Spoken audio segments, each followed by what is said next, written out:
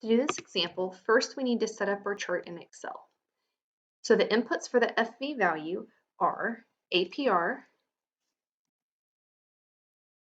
N, Y, PMT, P, and then in the bottom we put in our formula. So the formula is equals FV parenthesis, and click on your APR cell divided by your N cell, comma, your N cell times your Y cell, comma, negative PMT, comma, negative P. And be very careful to not forget the negative signs or it will throw off your current formula. So once we have our formula in, we put in what we know.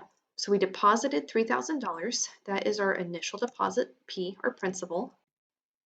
The investment is at 5.75%, so we put 5.75%.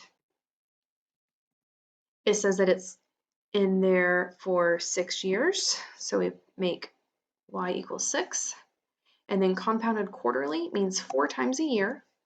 And then it says no additional deposits, so we're not putting any money in every quarter, so PMT will be 0.